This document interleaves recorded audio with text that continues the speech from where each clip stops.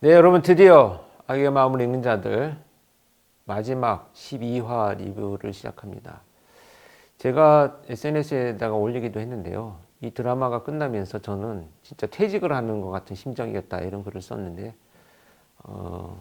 이 드라마가 진행되는 동안 짧게 압축되어 가지고 지나간 30년을 보는 것 같은 느낌을 받았습니다.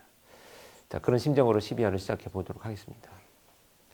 집에 들어갔어. 한 10분 좀 넘어가는데 보면 일단 강호순이 그 처음에 경찰관이 찾아가고 강호순이 애인이 있는지 이런 부분들을 아니 뭐 취조하는 과정일까 아니면 그냥 질문하는 과정에서 강호순이 애인이 있다 이렇게 나오잖아요. 실제 강호순이가 그렇게 뭐 사귀던 사람이라든지 그런 애인이 있었는데 있었어요. 애인이라고 자기는 주장을 하는데 뭐 사귀던 여성들이 있었고요.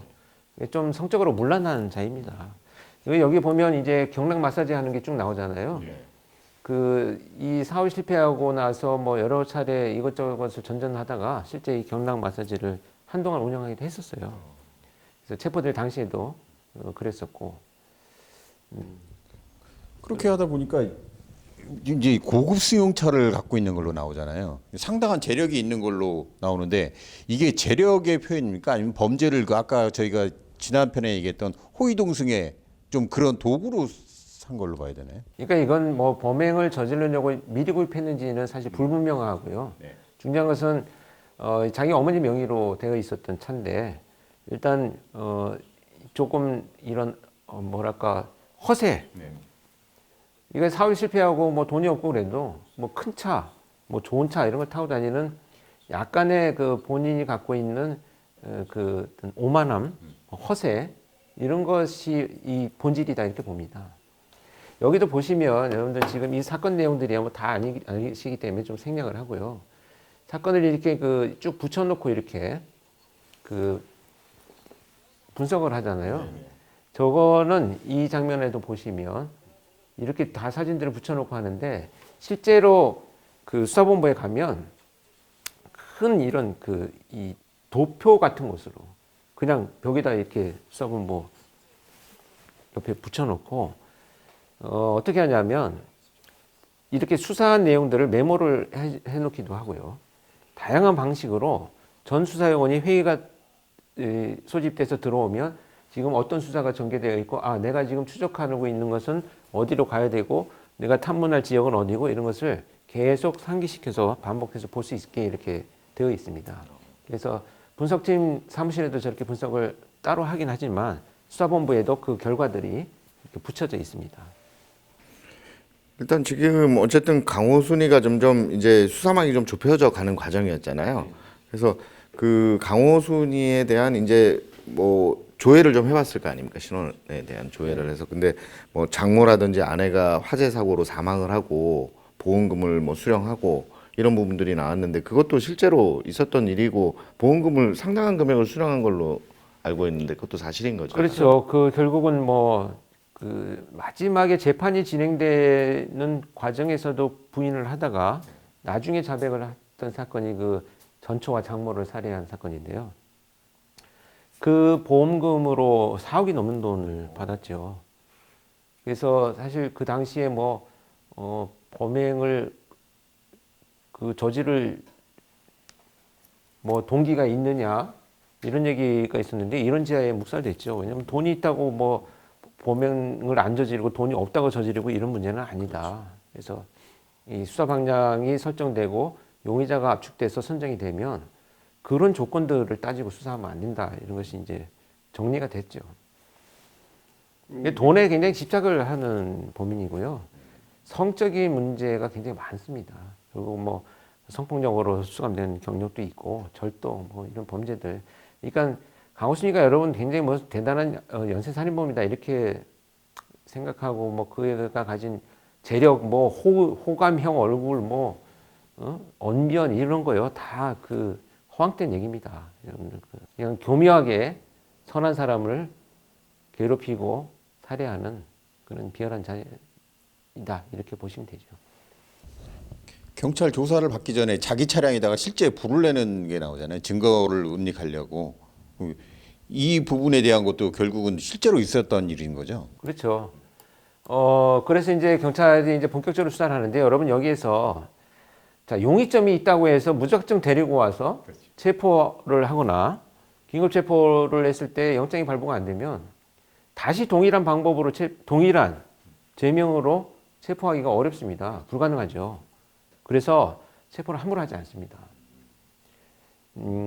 답답할 거예요. 아마 CCTV 다 나오고 그냥 범인인 것 같은데 체포하지. 형사들은요. 주도면밀합니다. 왜? 빠져나갈 구멍을 빌미를 만들어주면 안 되거든요. 그래서 하나하나 끝까지 빠져나갈 수 있는 구멍들을 다 막은 다음에 체포를 하죠. 그래서 이제 이런 그 제안을 합니다. 다음날 와서 거짓말 탐지 검사를 한번 하겠느냐. 조사를 하기 위해 출두하시오. 그랬더니 다음날 불이 났어요. 형사들이 확신을 가지고 이제 체포를 합니다. 왜? 더 이상의 증거인멸을 막을 수 있다. 지금까지 수집한 증거만 가지고도 더 이상의 증거인멸을 막을 때가 됐다. 이 판단을 하는 순간이에요. 그렇게 해서 이제 체포를 합니다. 일단 검거를 하고 면담을 하시면서 강호순에게 반사회적인 인격 장애, 사이코패스의 성향이 있고, 그리고 거기서 PCLR 검사 뭐 그렇게 얘기했는데 그 검사라는 거 대략 좀 설명이 좀 필요할 것 같아요. 그러니까 강호순이 사이코패스라는 것은 제가 설명 안 드려도 될 것 같고요. PCLR 검사는 그 사이코패스 측정 도구입니다. 그러니까 뭐 MBTI, 뭐 MMPI 이런 것처럼 PCLR이라고 하는 사이코패스 성향을 분석하는 검사 도구다 이렇게만 아시면 됩니다. 굉장히 전문화되어 있고요. 대중에게 공개가 안 되어 있습니다. 아, 그렇습니다. 네. 그래서 실제 프로파일러들이 사이코패스 성향을 분석할 때만 쓰고 대중에게 공개되면 이 사이코패스 성향이라고 하는 것이 일반적으로 내가 궁금해서 하는 성격 검사가 아니잖아요. 그래서 조금 제한을 하고 있습니다. 그럴 것도 같네요. 여기 지금 39분 조금 넘어서 나오는 부분은 이제 긴급 체포가 되지 않습니까? 강호순이가. 그런데 그런 조사 과정에서 뭐 예를 들어서 한정없이 조사를 할 수는 없잖아요. 인권도 있고 그러기 때문에. 그러면은 몇 시간을 하고 뭐 몇 시간을 재워야 되고 이런 것들이 좀 그 경찰 매뉴얼이나 이런 것들이 있나요? 조사하는. 제가 심야 시간에는 심야 조사를 하겠다는 동의서를 받아야 됩니다. 그래서 보통 이렇게 진행을 하기도 하고요. 안 하겠다고 하면 가서 이제 심야 조사를 못 하는 거죠. 그런 시스템이 이제 구축이 되어 있고요. 특히 여기 보시면 이제 그 장면마다 강하게 형사가 추궁을 하죠. 그래도 동조되지 않습니다. 그럴 때 프로파일러 투입되죠. 프로파일러가 투입되거나 혼자 이렇게 앉아놓는 시간들을 갖게 되는데 이때 이 배우가 굉장히 뭐랄까 그러니까 가만히 있는 나의 시간을 어떻게 표현할까를 고민을 많이 했거든요. 그래서 사람을 대하는 거나 혼자 있는 거나 일관되어야 된다는 얘기를 많이 했고요. 특히 이 배우도 굉장히 고통스러워했어요. 강호순의 역할을 한다는 것에 대해서 힘들어하고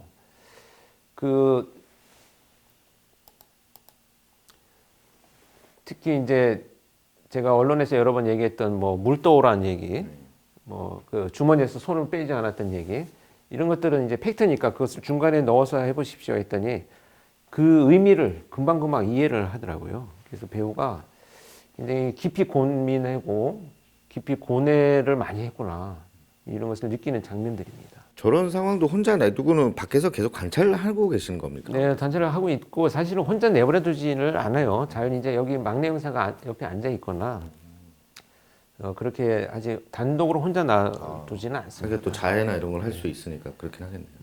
그러니까 지금 연쇄살인범 지금 3명이 나오는데 네. 이 배우 선정할 때 교수님의 의견이 좀 들었습니까? 실제 아니죠. 그건 제가 관여할 부분은 전혀 아니겠어요. 왜냐면 그 캐릭터나 그런 아니에요. 외모 같은 그거는- 건 좀 했을까요? 아니에요. 그거는 거기까지 제가 관여하는 것은 아니고 감독 작가가 이미 이 드라마를 다 이해했어요. 어떻게 만들 건지 방향도 만들었고 초점을 어디에 둘 건지. 그래서 본인들이 그 캐릭터를 다 결정하는 거지. 제가 뭐 저 강호순 닮았어요 이렇게 하는 건 아니죠. 그거는. 그리고 여러분들 여기 그 되게 중요한 장면이 하나 나오긴 하는데, 자, 이 장면입니다. 자, 커피를 마시고요. 피해자들 사진 위에 올려놓잖아요. 이 장면을 제가 제안을 했어요. 자, 강호순이 저렇게 사이코패스 기존의 범죄자들처럼 감정을 막 표현하지 않는데 사이코패스라는 것을 알아볼 수 있는 장면이 뭐가 있겠냐라고 해서 물 마시거나 커피를 마시다가 아무렇지도 않게 피해자 사진 얼굴에 올려놓는 놈이 사이코패스다라고 해서 이 장면이 나옵니다. 아니 왜 컵을 사진에다 그 얘기를 하잖아요. 피해자 사진에다가 저 올려놓는 놈. 그러니까 이 사이코패스 같긴 한데 유영철 정남균은 어땠어요? 막 분노를 표출했잖아요. 근데 얘는 그렇지 않아요. 그러면 무슨 사이코패스지? 사이코패스라는 좀 우리가 단서를 뭘 볼 수 있을까? 드라마상에서 어떻게 표현할까? 이걸 고민할 때 제가 보내준 글이 사진 위에 물컵이나 커피잔을 올려놓도록 해라. 그러면 자기가 살인을 저질렀든 안 저질렀든 지금 사망하고 아주 끔찍한 모습으로 돌아가신 분의 사진 위에다가 내가 먹던 컵을 내려놓는다는 건 반사회적이거나 사이코패스 성향이 굉장히 높다. 이렇게 해서 나온 장면입니다. 자, 그렇게 해서 지금 컵을 올려놓는 순간 지금 분노하죠. 자, 그 다음에 이제 그 요청이 왔던 게 뭐냐면 이때 국가수에서 지금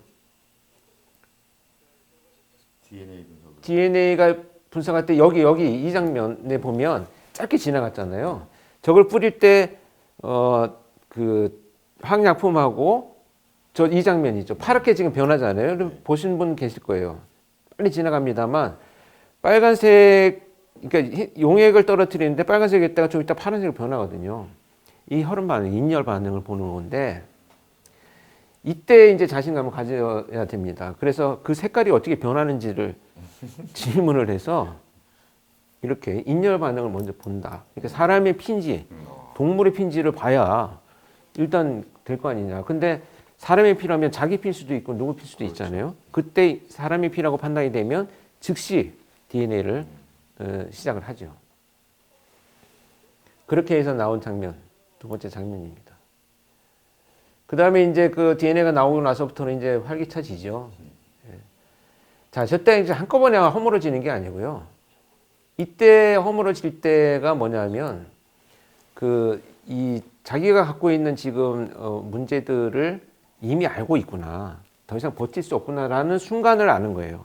그러면 이 순간에 이 사람이 강호순이라는 자가 이제 다 드러났으니 내가 자백해야지. 이게 아니고 자, 가만히 보니 이거 이러고 있을 시간에 빨리빨리 재판이 진행돼서 더 많은 범죄 밝혀지기 전에 빨리 기소돼서 빨리 그냥 넘어가는 것이 낫겠는데? 라고 생각하는 거예요. 이럴 때 송하영이 들어가서 지금 이야기를 하잖아요. 궁금하지가 않아. 저는 궁금하지 않아. 이 말이 제가 실제 했던 말입니다.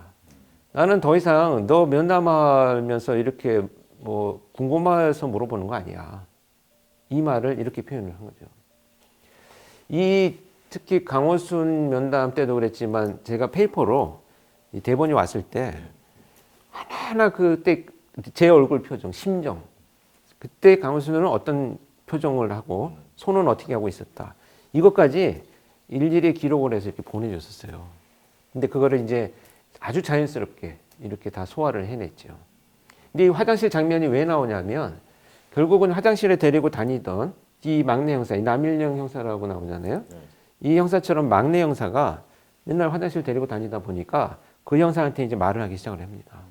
근데 그걸 이제 극화해서 이제 윤태구 형사가 같이 화장실을 따라가는 걸로 하고 윤태구를 불러주십시오. 이제 극적인 요소로 만들어지는 거지만 실제는 데리고 다니던 형사, 그 형사하고 이제 라포가 가장 많이 형성이 됐죠. 왜냐? 얘는 자기보다 위에 있는 사람한테는 굉장히 거부감을 느끼는, 권위의 거부감을 느끼는 성향이고 자기보다 이렇게 급이 낮아야, 유영철 전남이 마찬가지잖아요. 급이 낮아야만 그렇게 되는 거죠. 그 제가 유영철 사건 때 얘기를 하지는 않았지만 상세하게 유영철을 실제 8시간 대면해가지고 조사한 사람이 당시 서울경찰청 수사부장이었었어요. 그러니까 형사가 오거나 기동수사 대장이 조사를 한 게 아니고 초창기 이 유영철이 오만함을 떨고 있을 때 수사부장이 직접 투입돼 갖고 본인이 8시간을 조사를 했어요. 그리고 하나라도 밝혀내야 시신 하나라도 찾아야 된다. 그렇게 그 오만한 자와 대화를 나누면서 그 답을 얻어냈거든요.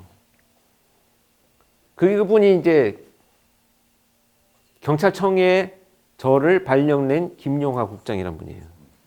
결국은 그 문제로 프로파일링에 대한 이해도가 높아지고 이후에 정남규 사건, 그 다음에 강호수 사건 이렇게 겪으면서 강호수 사건 아니지 정남규 사건을 겪으면서 수사국장을 할 때 경찰청으로 와라 하신 분이 김용하 당시에 국장이죠. 저렇게 증거가 막 나오고 있는데도 자백을 안 하는 경우들도 많이 있죠. 많이 있어요. 근데 DNA에 피해자의 혈흔 나온 거는 본인, 그러니까 얘들은 이 범죄자들은 자기가 생각해도 더 이상은 안 되겠다 싶으면 빨리 다음 단계로 넘어갑니다.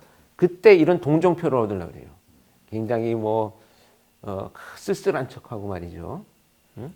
뭐 할 수 없이 내가 사회가 이렇게 만들었다. 뭐 이런 얘기하면서 이런 표정들을 짓죠. 상당히 이 가면을 쓰고 있는 이런 장면입니다, 여러분. 절대 속으시면 안 됩니다.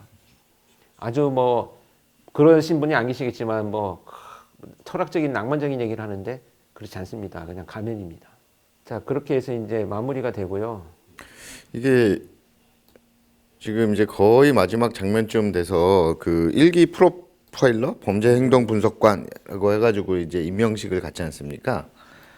범죄 행동 분석관 일기 임명식 이렇게 나오는데 저게 2007년이면 그 실제로 교수님이 한 2000년도 초반 2000년부터 시작했다 그러면 한 7년 동안은 어쨌든 프로파일러로서 혼자 모든 일을 다 하신 분이 있으신 거네요. 그렇죠. 근데 이거는 지금 좀 잘못됐어요. 아, 그래요? 2006년도 1월에 제가 아까 발령났다고 했잖아요. 1월에 발령이 날 때 졸업식 날 제가 저렇게 정복을 입고 갔었어요. 그래서 15명이 입교를 했는데 졸업을 14명이 했거든요. 근데 이 소수의 인원만 경장으로 졸업식을 따로 했어요. 그래서 중앙경찰학교에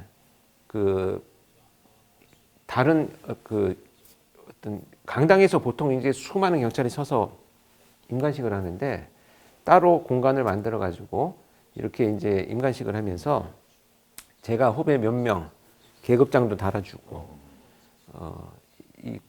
이렇게 한마디 인사하십시오 해서 이렇게 거창하게는 아니고 이제 같이 일하게 돼서 환영합니다, 여러분.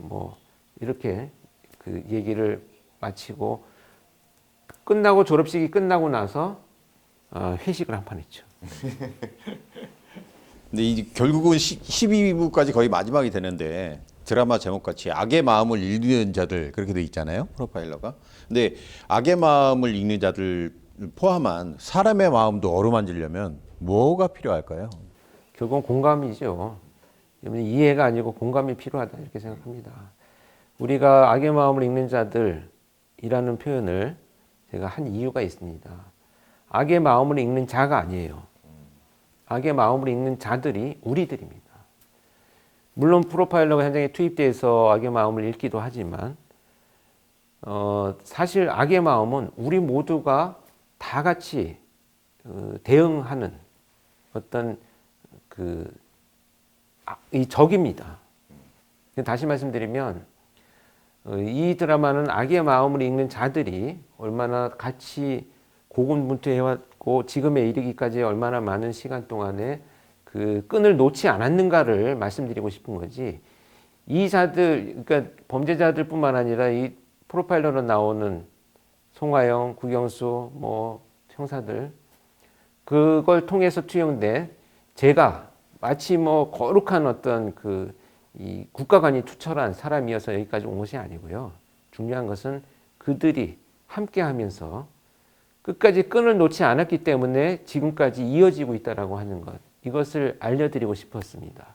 그렇다면 이 악은 이제 우리 주변으로 교묘하게 스며들어 있습니다. 온라인으로 디지털 상에서 일어나는 범죄들. 그래서 이제는 이 악을 같이 바라볼 수 있는 악의 마음을 같이 읽어내는 우리들이 처벌에 대한 어떤 강화 의견, 또 교화나 교정에 대한 전문화된 의견들, 또 전문가의 양성, 또 예방하기 위한 사회 안전망에 대한 구축, 이것이 다 여러분들과 우리가 함께 수면 위에 올려놓아야 될 악의 마음을 같이 읽어내는 사람들이 되어야 된다는 것이 이 드라마의 저는 가장 큰 목표였습니다. 그래서 악의 마음을 읽는 자라는 책이 아니고요.